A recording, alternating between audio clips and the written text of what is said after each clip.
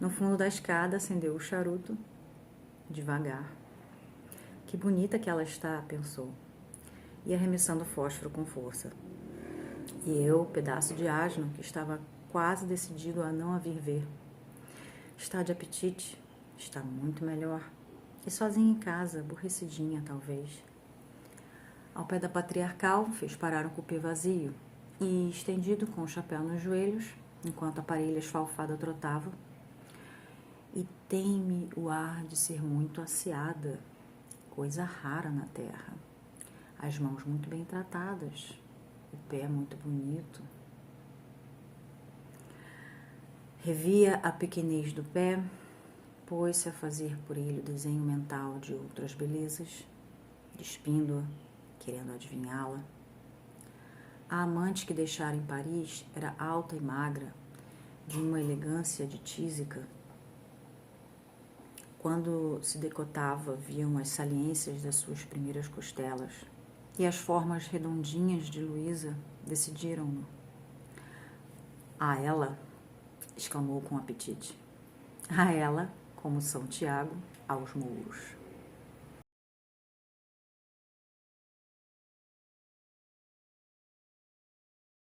E o Primo Basílio, de Eça de Queiroz, nós temos aqui o segundo hit, o segundo best-seller, né, do Eça de Queiroz.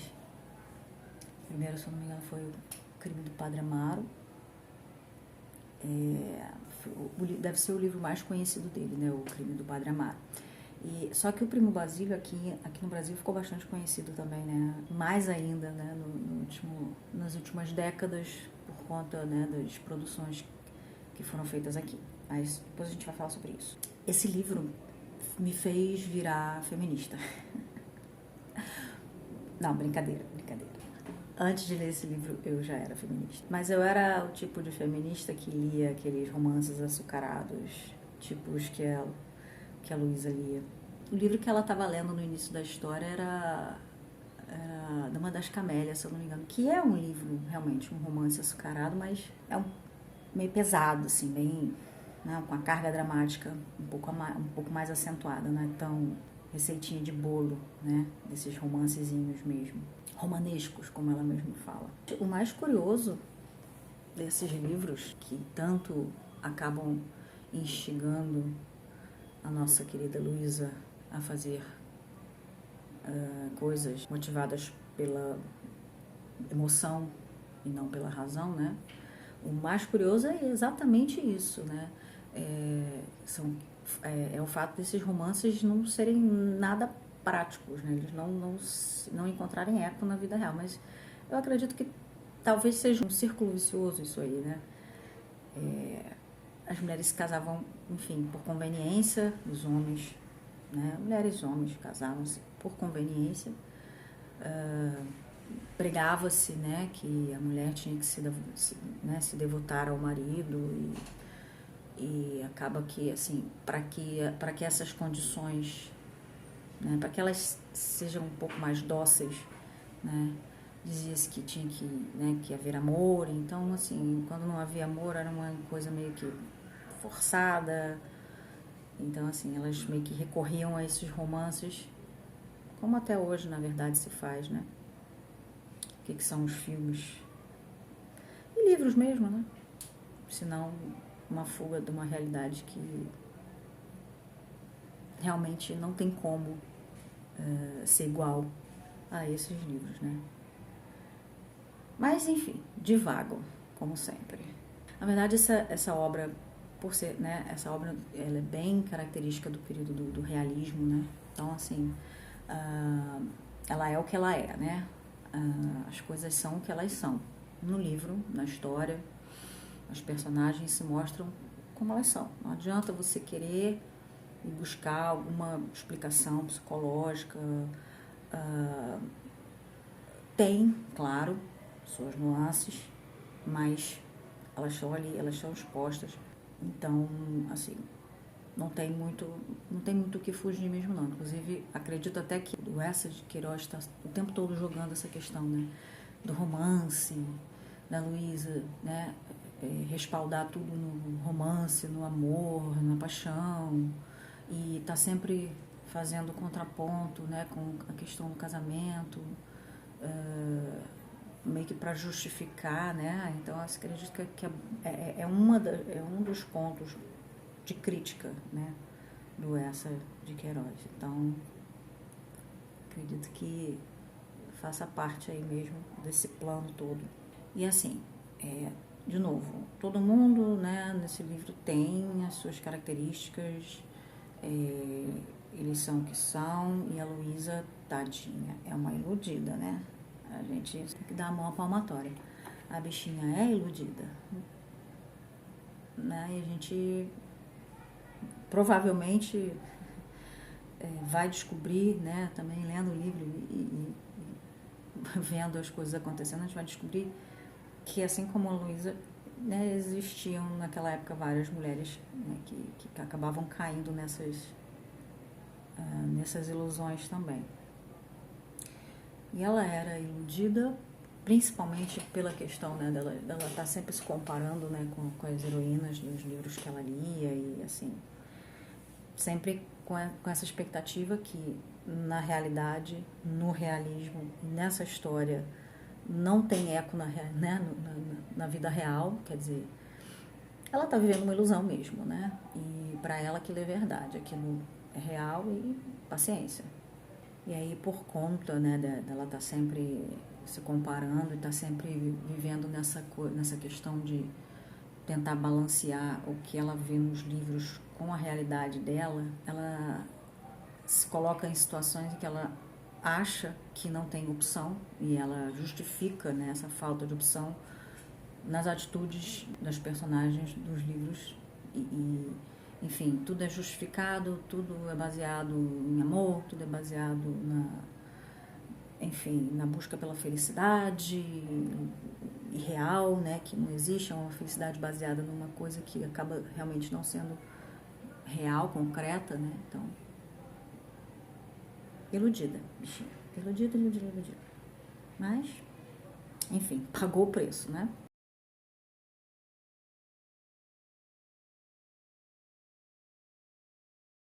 Esse livro teve umas 5 versões diferentes, tanto filme mesmo, de cinema, como produções para TV. 2 filmes em Portugal mesmo, um no México, um foi produzido no México, um na Alemanha, e a gente teve um filme aqui no Brasil também, e uma minissérie. Eu acho que um dos filmes que foi feito em Portugal foi um telefilme, foi quase uma minissérie. Então, a gente teve lá e aqui no Brasil também uma minissérie com, se não me engano, foram 34 capítulos, não sei, não lembro. Aí, assim, de todos, né, eu não consegui ver os filmes. Eu queria muito ter visto o filme alemão, mas eu não tô achando.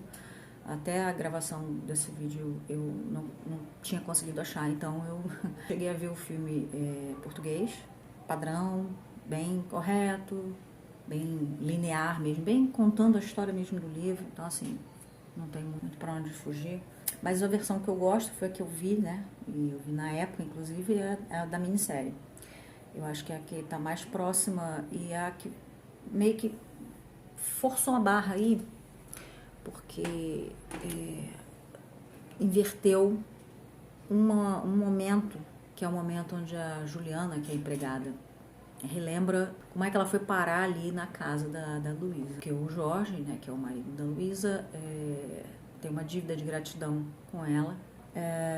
E na verdade, essa introdução, né, no primeiro capítulo, né, primeira cena do primeiro capítulo, aparece ela sendo expulsa de uma casa onde ela trabalhava, né, demitida, mandada embora, enfim, já meio que dando a dica de que ela não era uma boa empregada, ou aí vai depender do ponto de vista também, né? Você pode dar razão para Juliana, porque ela né, por ter essa condição de, né, não ter muita opção e acabar tendo que trabalhar de empregada doméstica, ela tem que se sujeitar a patroas ruins, né? Então você pode imaginar que pode ser isso, Ou pode ser também o fato dela realmente ser uma pessoa, uma figura relapsa e que não para em emprego. E aí acabou, e isso é contado durante a cena, ela realmente ela reclama muito dos patrões e com razão, de certa forma, ela não está errada, porque as desempregadas eram tratadas como escravas, eram tratadas, e ainda são, né, por sinal, e eram bem maltratadas, enfim, tinham que fazer coisas humilhantes, né, digamos assim. E assim, de certa forma, ela errada não estava, né, só que assim, é aquilo, você está vivendo numa sociedade, ou você anda na linha, ou você se rebela, né? Aí ela preferiu o caminho da corrupção, né? Tentou, ganhar uma certa vantagem, e aí não conseguiu do jeito que ela queria, mas conseguiu pelo menos contar, né, com a bondade do Jorge em mantê-la, né, em levar ela para trabalhar, né, na casa. Quando ele casa com a Luísa, ele, né, leva junto a Juliana para trabalhar como governanta e como, enfim, empregada, né? Mas é sempre aquela pessoa que a gente já sabe, né, para aonde é que aquilo vai dar, né? É uma pessoa que, por ter essa vida tão maltratada e por não ver nenhuma outra saída, já que aquilo são as regras, aquilo eram as regras da sociedade, ela estava tentando escolher o caminho mais fácil, que era o caminho da corrupção. Essa minissérie acaba fazendo isso, acaba jogando isso logo no início, para de cara você fazer a sua opinião, né? Você ter a sua opinião pessoal sobre a Juliana, né? A maioria, claro, vai absorver esse aspecto de vilã dela. Então ela vai ser sempre a vilã e a Luísa, tadinha, a mocinha. Só porque ela é iludida. Claro que, né, existem situações na história que você admite ficar um pouquinho revoltada com a Juliana, mas tem muita coisa também que a Luísa faz, né, na história que dá raiva, viu? Mas é aquilo. De novo, ela está seguindo ditames da sociedade, né? Ela está seguindo as regras. Não que isso justifique, né? Ela poderia ser pelo menos um pouquinho mais humana. Porém, é assim que as coisas são. É assim que as coisas eram e no realismo é assim que elas vão ser retratadas mesmo. O filme, eu não sou muito fã, não. Eu não sou muito fã porque, assim, o filme que foi feito aqui no Brasil, tá? Tô falando. Que foram as únicas obras às quais eu tive acesso. O filme em português, de Portugal, e a minissérie brasileira e esse filme brasileiro também, que se não me engano é de 2007. Eu não gosto muito eles fizeram uma atualização, né? Eu já falei que isso não tem nada a ver, realmente. Porém, inclusive já falei aqui, né? Nos livros que eu fiz, né, vídeo, eles têm versões, tem produções que foram atualizadas, ambientadas em uma outra época.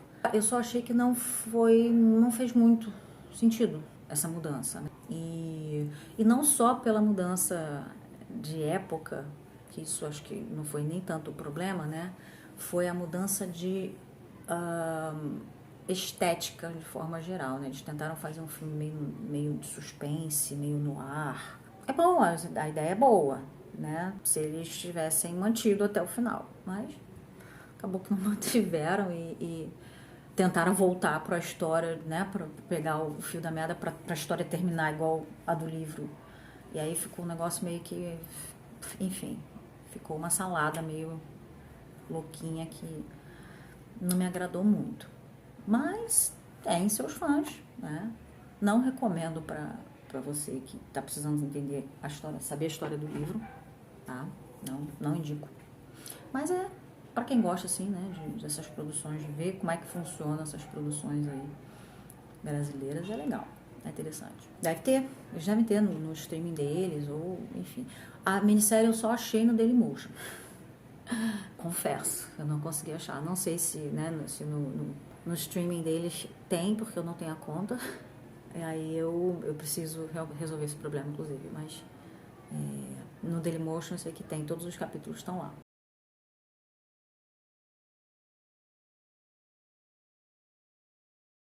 O Eça de Queiroz, ele escreveu um livro bastante instigante e bem, como eu falei, né, bem realista, bem exato, bem assim, aquilo é o que é, né, sem meias palavras, sem análises psicológicas, gênios, bem preciso, né, no sentido de retratar as relações conjugais, extraconjugais,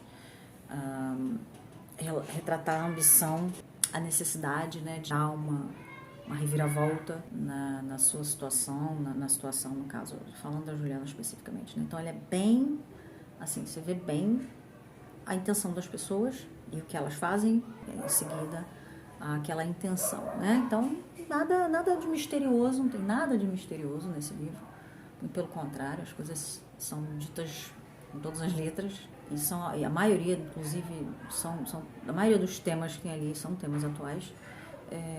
O que não é um bom sinal, porque tipo, até mesmo a questão de se falar de amantes, né? Porque a fulana tem amante, então era tudo muito condenado, mas era tudo muito natural. As pessoas sabiam que aquilo acontecia. Então, ao mesmo tempo, né?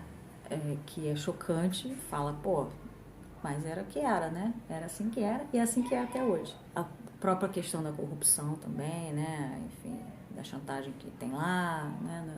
Aquela escalada, né, que acontece na história, enfim, ia chegar um ponto que aquilo ia acabar mal e, assim, tudo estava apontando para isso, né, e acho que só a única que não via era a Luísa de novo, a pobrezinha iludida, mas, assim, a gente sabia que ia dar ruim, a gente sabia que ia dar muito ruim, a gente só estava esperando acontecer. Isso aí é o que todo mundo, o que é público notório, o que todo mundo faz, o que todo mundo fala, as interpretações, né, desse livro, né? Todo mundo fala sobre essas coisas, sobre esses temas. Mas o que mais me chama atenção é a questão do ócio. Sempre que eu lia Machado de Assis, por exemplo, né, que eu já lia antes de ler esse livro, de vez em quando eu encosto e aí fico pensando nas damas da época do Machado de Assis, né? Fico imaginando como seria bom, né, ter todo aquele tempo. Uma coisa bem antifeminista, por sinal, né? Mas até que não, porque a ideia do feminismo é a mulher poder fazer o que ela quiser, não o que ela tem que fazer. Por exemplo, as mulheres naquela época tinham que ficar em casa à disposição do marido. O marido ia, em pleno domingo, o marido da Luísa saindo para bordejar e ela dentro de casa, né? Tinha, assim, proibição até do tipo, das pessoas que ela poderia receber na casa dela, né? Ela não podia receber certas visitas que carregavam uma má fama, por exemplo. Então, a minha ideia, quando eu lia, né, esses livros, era pensar assim, poxa, eu queria ter a opção de não fazer nada.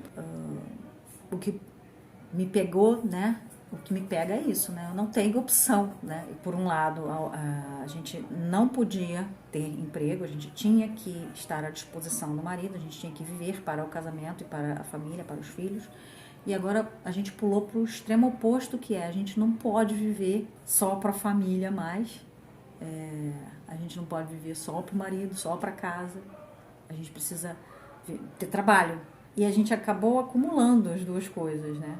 Então, assim, eu queria poder escolher, né? Viver só para o trabalho. E aí, esquece casa, esquece tudo. Ou ficar em casa, assim, também. Igual a madame. Só que, tanto para um quanto para outro, eu preciso ter o status que a Luísa tinha, pelo menos. Né? Precisava ser uma burguesinha, né? E assim, eu não sou burguesinha, então tenho mesmo que fazer o papel né, os dois papéis. Então, assim, na época que eu lia Machado de Assis, eu tinha essa coisa, né? Mas quando eu li Primo Basílio, eu já mudei de ideia ligeiramente, porque me ocorreu que foi o ócio que levou a Luísa a fazer as besteiras que ela fez, né? O fato dela ficar em casa lendo os romances dela, né? Sugestionável como ela era, né? Fizeram ela entrar naquela cadeia de acontecimentos que acabou levando a essa história a acontecer. Uma outra lição também que eu tirei, né, desse livro, se ficar sozinha dentro de casa, ficar sozinha, né, ficar sem companhia durante um tempo, e se você for uma pessoa sugestionável, né, e não souber lidar com a sua própria natureza, isso pode ser um problema. Por outro lado, uma outra coisa que eu aprendi também com esse livro é que os homens se aproveitam muito das mulheres, né? No final das contas, é isso, né? Novamente, é como as coisas são, é como as coisas são descritas e é assim que elas são mesmo, ponto. Triste, mas paciência, né? E lidemos com isso.